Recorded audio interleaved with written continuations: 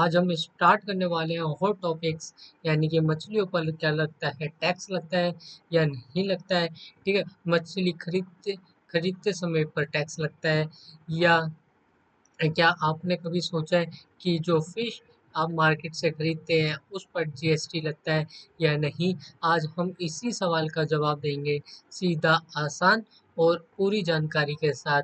ठीक है, फर्स्ट हम बात करते हैं कि भारत में मछली यानी कि फिश को दो हिस्सों में बाँट कर देखा जाता है। First is your fresh fish, यानी कि ताज़ा मछली। दूसरा प्रोसेस्ड या पैकेज्ड फिश, यानी कि प्रोसेस्ड या पैक की गई मछली। अब ध्यान से सुनिए, अगर आप लोकल मार्केट से अगर ताज़ी मछली खरीदते हैं तो कोई जीएसटी नहीं लगता। फ्रेश और अनब्रांडेड मछली पर ज़ीरो टैक्स लगता है। लेकिन कहानी यहीं ख़त्म नहीं होती। ठीक है, अब आगे बात करते हैं। ठीक है, अगर वही मछली पैक होकर किसी ब्रांड नाम से बिक रही है, ठीक है, अगर पैक होगी और किसी ब्रांड नाम से, मान लीजिए एक्स वाई जेड कोई कंपनी है, वो अपना ब्रांड लगा के उस मछली को बेचता है, अगर फिश को बेचता है, जैसे कि आपकी फ्रोजन फिश होगी या फिर रेडी टू कुक फिश। ठीक है, तो उस पर जीएसटी लग सकता है।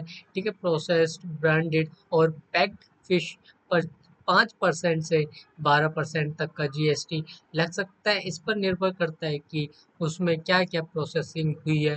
उदाहरण के लिए, अगर फ्रोज़न फिश फिलेट है तो उस पे लगेगा आपका 5% का जीएसटी। अगर कैन्ड फिश या फिर फिश पिकल्स, यानी कि फिश का अगर अचार डालते हैं तो लगता है आपको 12% तक जीएसटी लग सकता है।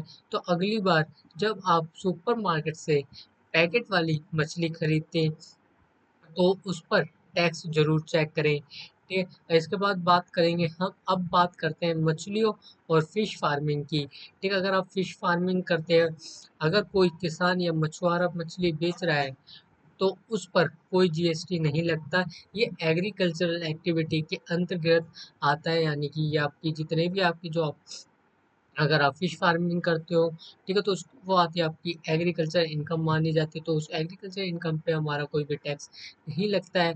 एंड मतलब जो कि मछली सीधे तालाब या समुद्र से आती है, बिना किसी बिना किसी प्रोसेसिंग के, तो वो टैक्स फ्री है।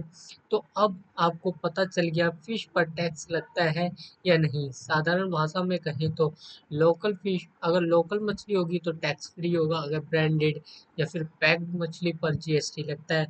अगर आपको ये वीडियो अच्छा लगा हो तो लाइक कीजिए, कमेंट कीजिए, बताइए कि आप किस तरह की मछली खरीदते हैं, और चैनल को सब्सक्राइब करना मत भूलिए ताकि इसी तरह की जानकारी आपको मिलती रहे।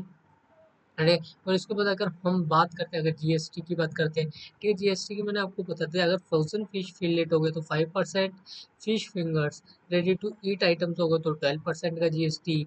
अगर कैन फिश या फिश पिकल्स होगा, नहीं, मछली का चार होगा तो 12% तक। ये रेट स्लैब 5% से शुरू होकर 12% तक जा सकता है, क्योंकि ये प्रोसेस्ड फूड्स की कैटेगरी में आता है।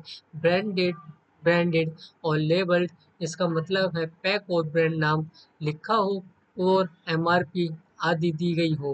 ठीक है, और इसी तरीके से आई होप आपको समझ आया होगा।